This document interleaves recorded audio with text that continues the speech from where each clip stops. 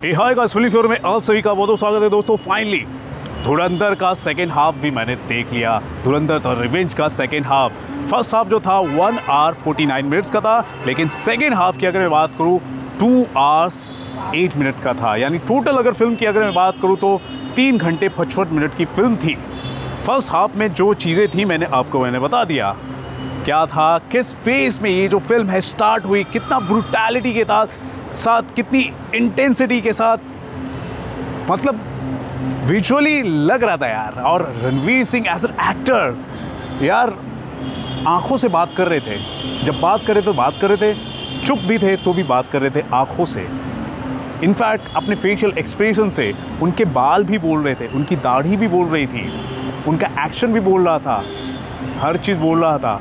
और हम जो है ना एक्चुअली में जो दर्शक है ना, हम रिलेट कर पा रहे थे, फील भी कर पा रहे थे कि कैसे हमारा अंडरकवर एजेंट, हमारा जो स्पाई है, जान पर खेल कर दुश्मन देश में, दुश्मन टेरिटरी में जाकर बहुत ही सेंसिटिव और इम्पॉर्टेंट इन्फॉर्मेशन गैदर कर रहा है। और ना सिर्फ गैदर कर रहा है इन्फॉर्मेशन, बल्कि हमारे दुश्मनों का खात्मा भी कर रहा है। इस फिल्म में वो सारे के सारे जो एस्पेक्ट हैं दिखे और रिफ्लेक्ट हुआ। तो सेकेंड हाफ की अगर मैं बात करूँ तो दोस्तों, ये जो सेकेंड हाफ है और भी ज़्यादा इंटरेस्टिंग है अगर फर्स्ट हाफ के हिसाब से देखा जाए तो। फर्स्ट हाफ में जो शुरुआत होता है, फिर उसके बाद वापस जब लियारी के जो दृश्य दिखाए जाते हैं, ठीक है, गैंग की बात होती है और रहमान दकीट के जाने के बाद किस तरह से सिनेरियो चेंज होते हैं, किस हिसाब से पॉलिटिक्स में बदलाव आते हैं, वो सब देखने तक ठीक है, लेकिन कुछ जगह पर स्ट्रेच होता है। लेकिन सेकेंड हाफ की अगर मैं बात करूँ, फास्ट पेस में फिल्म चल रही है, फास्ट पेस में। और जैसे कि मैंने फर्स्ट हाफ का रिव्यू मैंने आपके सामने बताया, तो उसमें मैंने ये बताया था कि जसकीरत सिंह रागी वो जो कैरेक्टर है, यानी हमजा अली मजारी जो उसका असली नाम है, उसका जो कैरेक्टर है, उसका जो बचपन का जो दोस्त है, उसका जो दोस्त है, उससे रिलेटेड एक बहुत ही बड़ा टर्निंग पॉइंट या फिर एक बड़ी चीज़ है फिल्म के अंदर। तो सेकेंड हाफ में वो कंटिन्यू होता है और वो जो एग्जीक्यूशन वाली जो चीज़ें होती हैं, मतलब अलग अलग जो चीज़ें होती हैं, सीन्स जो होते हैं, आँखों का जो टूटना फूटना, चेहरे पर मार काट, हर एक चीज़ लगता है कि हम देख रहे हैं। उसका बहुत अच्छी तरीके से अच्छा तरीके से दिखाया गया। कोई भी किरदार हो, किसी भी किरदार के साथ अगर कुछ ना कुछ फाइटिंग सीन हो रहा है, यहाँ पर अच्छा लगता है। अजय सान्याल का कैरेक्टर, जिससे हमारे आर माधवन ने जो पोर्ट्रे किया है, बहुत ही शालीनता से, गंभीरता के साथ और बहुत ही चतुराई के साथ भी, पेशेंस के साथ, वो सारे के सारे जो एलिमेंट्स होते हैं उस किरदार के, अजीत डोभाल का जो किरदार है, उस किरदार को बहुत ही बखूबी तरीके से इसके अंदर डाला गया है। और उनका जो डायलॉग है, मज़ा आता है, हौसला ईंधन बदला। और यहाँ पर बहुत ही रैम्पेज मोड में रणवीर सिंह का कैरेक्टर गया है। यहाँ पर ग्राफ जो है ऐसे ऐसे बढ़ता है। शुरुआत में बहुत मेहनत करनी पड़ती है, स्ट्रगल करनी पड़ती है, लेकिन एक बार जब सेट हो जाता है उसके बाद ग्राफ एकदम ऐसा जाता है, अपर सर्किट लगता है।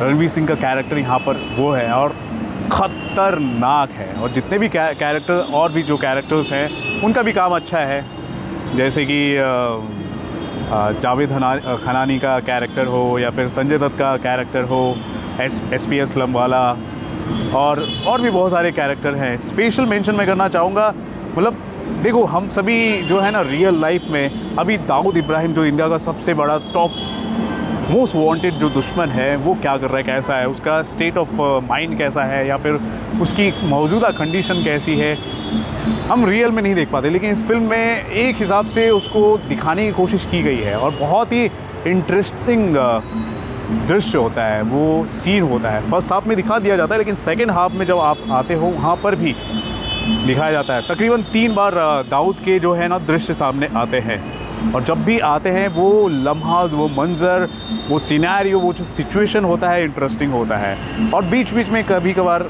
हमारे राकेश बेदी सर जो हैं, कहीं ना कहीं लाइट मूवमेंट टच डालने भी उनका मतलब बड़ा योगदान कर देते हैं। तो कभी कभार हम हंस भी देते हैं। तो सारे एस्पेक्ट का ध्यान में रखते हुए फिल्म जो है हमारे सामने आया है।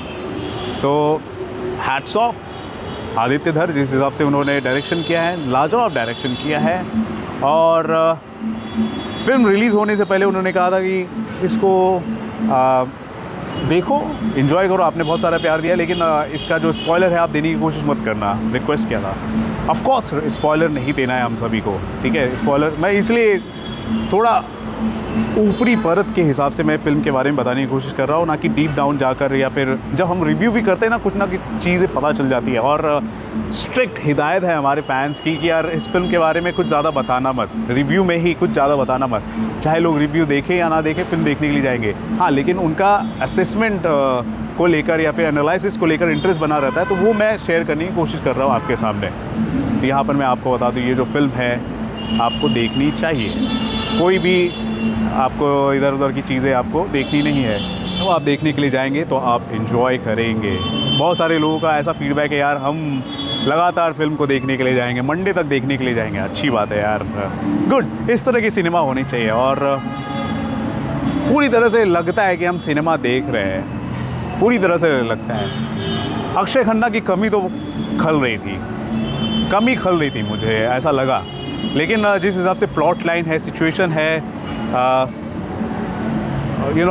एक स्पाई की जो ज़िंदगी होती है, वो सब देखने में लग रहा था। और वो जो चीज़ें हैं ना, वो शायद अक्षय खन्ना जैसे कलाकारों की जो कमी है ना, उसको कम कर दे रही थी, धूमिल कर दे रही थी।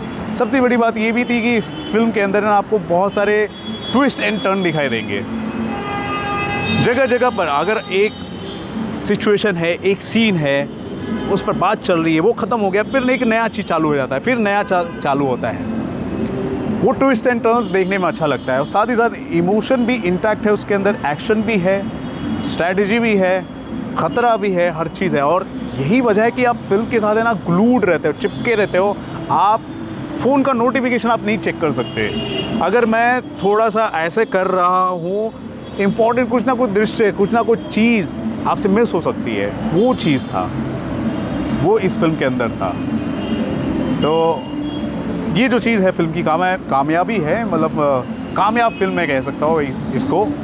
और लोग यही वजह है कि आ रहे देखने, और आएंगे भी। इतनी लंबी फिल्म होने के बावजूद आएंगे, ठीक है। बस कुछ जगह पर जो स्ट्रेच हो रहा था, अगर फर्स्ट हाफ की स्पेशली अगर मैं बात करूँ, कुछ जगह पर जहाँ पर जो चीज़ें स्ट्रेच हो रही थी, वो थोड़ी अगर नहीं भी होती तो चल जाता। पार्ट 1 की अगर मैं बात करूँ तो यार उसको मैंने 4.5 स्टार दिया था। अगर इस फिल्म की अगर मैं बात करूँ तो 4.5 जो होता है ना, 4.5 जो होता है, तो 0.5 का भी आधा कर लो तो इतना होना चाहिए। तो 4.50 से 4.25 में स्टार देना चाहूँगा, मतलब 0.75 मार्क्स मैं अपने हिसाब से निकालना चाहूँगा, क्योंकि कुछ जगह पर स्ट्रेच हुआ है। कई जगह पर आपको ऐसा लगता है कि वो जो कहानी है, जो प्लॉट लाइन है, उस लेवल पर जो स्मूथनेस होती है कहानी की स्मूथनेस नज़र नहीं आती, फ्लो नज़र नहीं आती कुछ जगह पर, जबकि पार्ट 1 में था। तो इस वजह से ऐसा है। बाकी पूरा फिल्म देखने लायक है, मज़ेदार है, इन्जॉय मैंने किया। तो ये मेरा दोस्तों opinion, analysis without giving any kind of spoilers, ठीक है।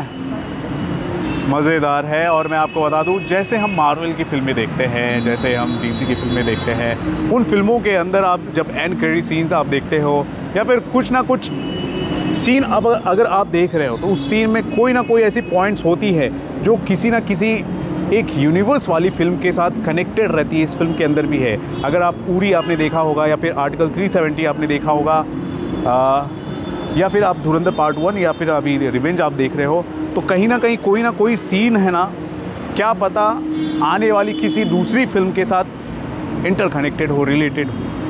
तो ये फिल्म के अंदर वो पार्ट भी हमें बहुत सारी जगह पर देखने को मिले हैं। पीक डिटेलिंग वाले जो लोग होंगे वो तो भर भर कर देखेंगे। फाइनल चैप्टर जब आता है फिल्म के अंदर, हालांकि टोटल फिल्म में 6 चैप्टर्स हैं। फर्स्ट हाफ की अगर बात करूँ 3, सेकेंड हाफ की अगर मैं बात करूँ तो 3, टोटल 6 चैप्टर्स हैं। और फाइनल चैप्टर भी आता है, जो एक हिसाब से आप कह सकते हो 7 चैप्टर। अगर इस फिल्म की रिवेंज की अगर मैं बात करूँ, उसके अंदर एक अलग किस्म का मतलब और इमोशन है। इमोशन है फैमिली को लेकर, उसमें भी आप जुड़ जाओगे। बहुत सारी चीज़ें आप फिल्म देखोगे, एंजॉय करोगे। बहुत सारा मैंने ज्ञान दे दिया है, बातें कर दी है फिल्म को लेकर, लेकिन फिल्म एंजॉय करने वाली है। भाषा शुमली एज अ वकील फर्स्ट हाफ में आप देखोगे वो करती है, गेस्ट अपीयरेंस देती है। फिर यहाँ पर एक छोटा सा गेस्ट अपीयरेंस है यामी गौतम का भी, वो भी जब एंट्री होती है मज़ा आता है। लोग सीटियाँ तालियाँ बजाते हैं, बहुत सारे सीन्स पर लोग सीटियाँ तालियाँ बजाते हैं यार। जो फर्स्ट पार्ट आपने देखा था ना, वहाँ पर जो छूट गया था, जो बदला छूट गया था, जो जिल्लत थी, जो अपमान था, वो जो छूट गया था, यहाँ पर उसको फुलफ़िल करने की कोशिश की गई है। एक आतंकवादी होता है, उसको मारा जब जाता है, उससे बोला जाता है भारत माता की जय। अब वो बोलता है, वो सीन मज़ेदार होता है और लोग बहुत जगह पर तालियां बजाते हैं नया हिंदुस्तान इस तरह को लेकर। तो ऐसे बहुत सारे इस तरह के मोमेंट्स हैं जो आप फिल्म के अंदर जब देखोगे, आप देखोगे तो एंजॉय करोगे, सीटियाँ तालियां बजाओगे। बहुत जगह पर लोगों ने तालियां बजाई है, बहुत जगह पर। आप एंजॉय कीजिए, जाइए फिल्म को देखने के लिए। This is Ravi Gupta here signing off. Thank you, bye bye, जय हिंद, भारत माता की जय।